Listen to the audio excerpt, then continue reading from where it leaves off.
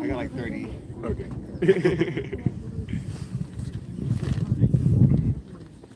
Let's go back. Yes. Oh, this is. वो change वो मंदिर आ रहा है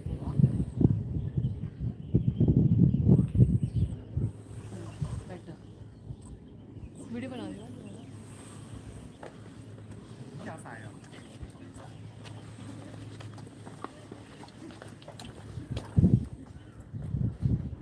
देखो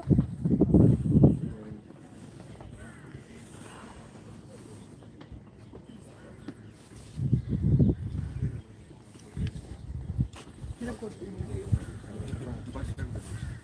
नहीं first time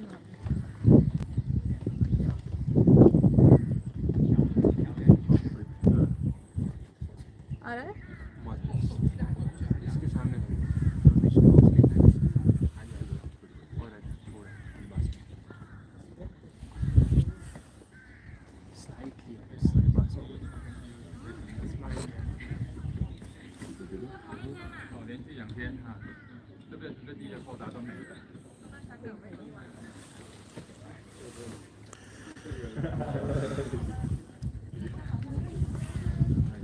Let's walk this way. You're walking a bad way. Yeah, that's the one too. बहुत बड़ी मूर्ति है Nam yo ho renge kyo. Buddha ji की। हाँ जी बिल्कुल। उस बुद्धा के सिर की परछाई हो जा रही है। कोई बात नहीं। आपकी भी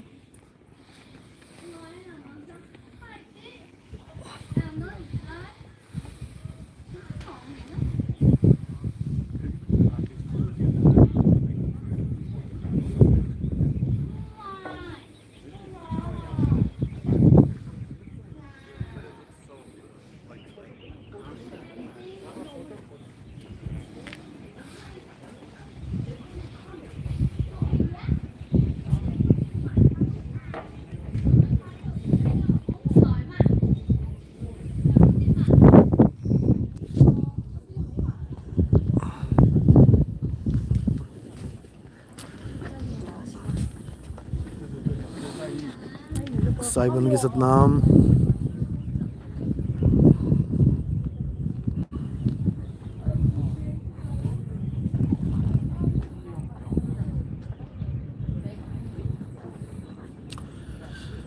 नागपुर से नंद किशोर दास सतनाम सतनाम साहिब बंदगी खेमदास। नेपाल से सतनाम साहिब बंदगी। जोगिंदर कुमार सतनाम। देवी सिंह साहिब बंदगी। राम कबीर आत्म स्वरूप। जय सतनाम।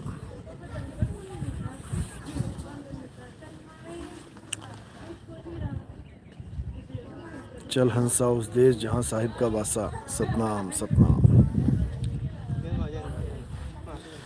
तो बहुत बड़ी प्रतिमा है महात्मा बुद्ध की, पूरे जंगल में ही है समझ लो एक तरह से। कितने ही पहाड़ क्रॉस करने के बाद यहाँ पहुँचे हैं। तो संतों ने वैसे एकांत ही ढूंढा है, जहाँ एकांत हो भक्ति करने के लिए। लेकिन वो तो चले गए एकांत में अपना जीवन बिता के, लेकिन अज्ञानी जीवों ने उनके नाम पे बड़े बड़े तीर्थ बना दिए, बड़े बड़े मेले लगा दिए। वो तो चले गए अपना काम करके, और बाकी उनके नाम पे रोटी कमाने लगे, बिजनेस बढ़ाने लगे, भक्ति से दूर व्यापार में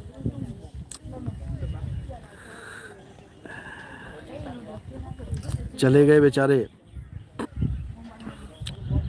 लेकिन जैसे कहते हैं कि हर रात के बाद एक सवेरा आता है, अंधकार के बाद एक प्रकाश आता है, अज्ञान के बाद एक ज्ञान आता है। इसी प्रकार महात्मा बुद्ध ने भी उस समय बोल दिया था अपने शिष्यों को, जो कि उनकी एक पुस्तक ग्रंथ है, उसमें ये बात दर्ज है कि जो मैं ज्ञान दे रहा हूँ ये तो अभी बहुत छोटे लेवल का ज्ञान है, एक और बुद्धा आएगा और इतना बड़ा ज्ञान प्रचार होगा कि पूरा विश्व उस ज्ञान में समा जाएगा। क्योंकि आपको पता है कि महात्मा बुद्ध का कोई गुरु नहीं था, उन्होंने जो भी पाया स्वयं से पाया। अपो दीपा भवा, ऐसे कुछ बोला उन्होंने कि अपने दीपक स्वयं बनो।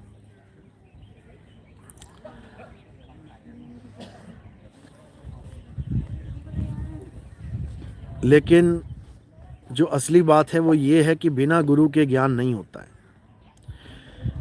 आज महात्मा बुद्ध वाले भी कहते हैं कि अपना दीपक खुद बनो, लेकिन फिर भी महात्मा बुद्ध की मूर्तियां भी पूज रहे हैं, महात्मा बुद्ध के स्टैच्यू भी बनवा रहे हैं। अपना बनवा लो ना अपना क्यों नहीं बनवा लेते? तो अपना नहीं बनवा सकते क्योंकि उनको पता ही नहीं है कि अपना दीप स्वयं कैसे बनना होता है, गुरु के द्वारा ज्ञान प्राप्त करके।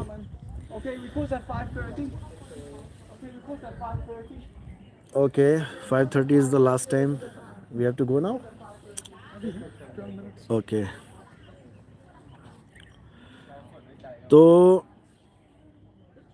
ये बहुत ज़रूरी है कि बिना गुरु के ज्ञान नहीं होगा, इसलिए गुरु धारण करना बहुत ज़रूरी है। और ऐसा नहीं होता कि गुरु धारण किया, ज्ञान लिया, फिर तू कौन और मैं कौन, ऐसा भी नहीं होता। कई लोग कहते हैं हमने ज्ञान ले लिया, अब हमने क्या करना गुरु से। भाई, जब तक सर्टिफिकेट नहीं मिलता, जिस स्कूल में आप पढ़ते हो वहाँ के टीचर्स आपको सर्टिफिकेट नहीं देते, जब तक आपको जॉब नहीं मिलती। भले तुम सारा साल पढ़ लो, वहाँ से ज्ञान चोरी कर लो, आपके बच्चे पूरा साल पढ़ते रहे स्कूल में, सारा ज्ञान प्राप्त कर लें, लेकिन एग्ज़ाम ना दें और उसका रिज़ल्ट ना मिले और सर्टिफिकेट ना मिले तो जॉब करके दिखा दें। आज ऐसे ऐसे लोग हैं जो लोगों के पास काम सीख सीख के, तजुर्बे के द्वारा बहुत बड़े बड़े काम कर लेते हैं, लेकिन जब कोई रेपुटेटेड कंपनी उनका इंटरव्यू लेती है तो उनसे सर्टिफिकेशन पूछी जाती है कि सर्टिफिकेट दिखाओ। वो कहते हैं नहीं, हमने इसके पास कितना काम किया, इतने साल काम किया, इतने। अरे भैया ठीक है, काम किया है, लेकिन सर्टिफिकेट कहाँ है, मोहर कहाँ है? तो भाई, गुरु की मोहर हमेशा लगी रहनी चाहिए, ऐसा नहीं होता है। गुरु की मोहर बहुत ज़रूरी होती है, लेकिन लोग समझ नहीं पाते हैं।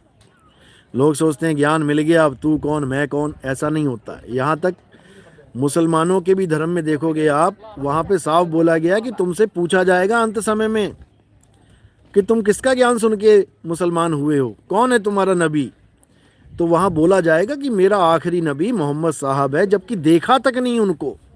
तब भी वहाँ पे जो बोलेगा मेरा आखिरी नबी मोहम्मद साहब है, वो जन्नत जाने का अधिकारी होगा। भाई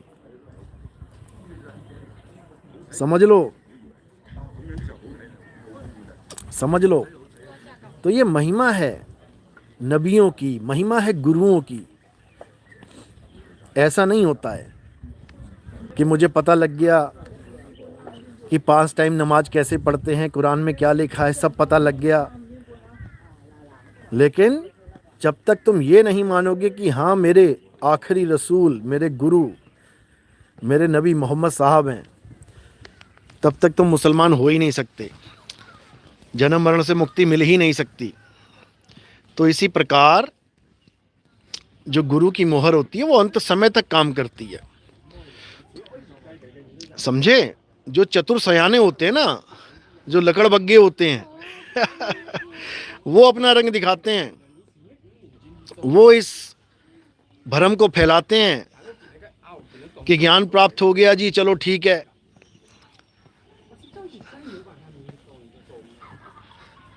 अब तू कौन मैं कौन, ऐसा नहीं होता है, समझ लो। ऐसा बोलने वाले भी बहुत बैठे हैं यहाँ पे।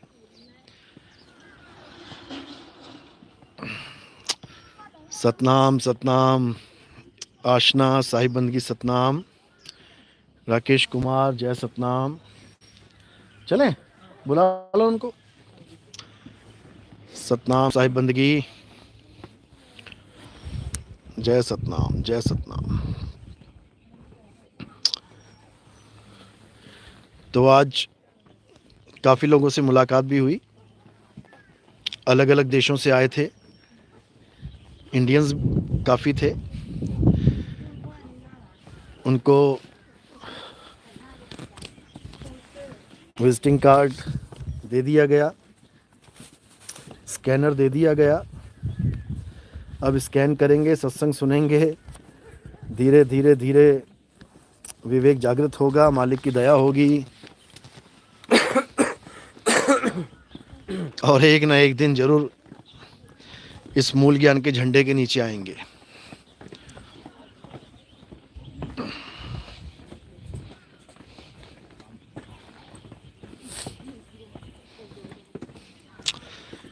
राखी गुरुजी 90 के बाद के जो सत्संग है बड़े आनंद में है।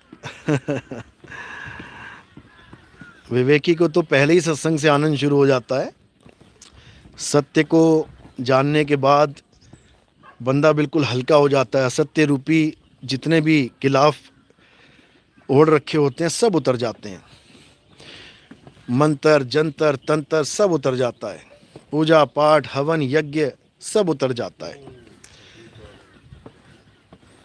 केवल आत्मज्ञान रह जाता है। शुद्ध स्वरूप आत्म स्वरूप का ज्ञान रह जाता है।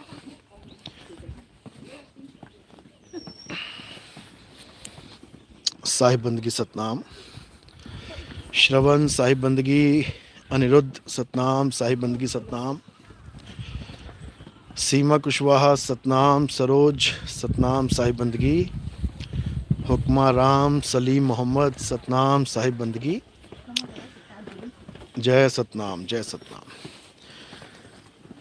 ठीक है, अब रात में देखेंगे अगर समय लगा तो, क्योंकि अभी बहुत दूर जाना है और बहुत से लोगों को ये मूल ज्ञान पहुंचाना है। मालिक की दया होगी, सब पे होगी। बंदी छोड़ कृपा करेंगे, सब पे करेंगे, क्योंकि समय आ गया है।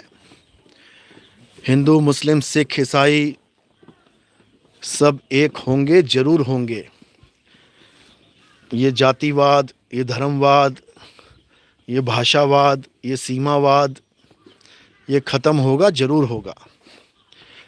मालिक की दया जरूर होगी। तो इसलिए अब किसी धर्म युद्ध के चक्कर में नहीं पड़ना है। धर्म युद्ध का मतलब ये नहीं होता कि दो धर्म आपस में टकराएं। धर्म युद्ध का मतलब होता है कि अधर्म का खात्मा करके सत्य रूपी धर्म का उजागर करें। और धर्म क्या है, सत्य क्या है?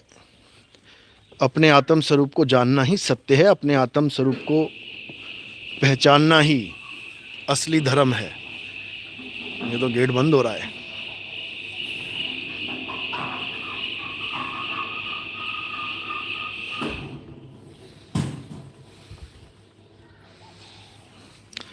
तो भैया दरवाजा बंद होने से पहले पहले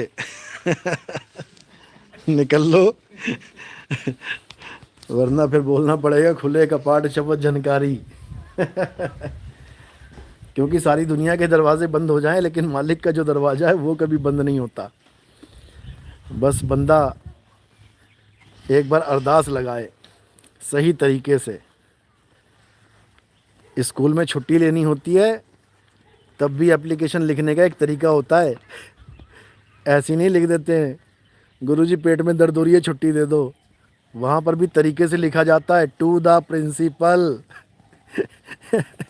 फलाना ठिकाना school, sir I beg to say. तो हर चीज़ का एक तरीका होता है और जो असली तरीका होता है उसको जानना है। समझ लो असली तरीका क्या है। जो आपको नी अक्षर का भेद समझाया है, जो सूरत शब्द का भेद समझाया है, वही असली तरीका है। इसके अलावा जितने भी तरीके हैं वो मैन मेड तरीके हैं, वो इंसानों के द्वारा बनाए गए तरीके हैं। वो हिंदी, पंजाबी, उर्दू, फ़ारसी, अरबी, ये सब इंसानों के द्वारा बनाए गए अक्षर हैं, इंसानों के द्वारा बनाई गई भाषाएं हैं। ये सारे तरीके इंसानों के द्वारा ही बनाए गए हैं। जो असली तरीका है वो सूरत शब्द योग का है। ना तो सूरत किसी इंसान ने बनाई है, ना ही शब्द किसी इंसान ने बनाया है। इन दोनों को जान जाओगे, सारा खेल समझ में आ जाएगा। सतनाम सतनाम।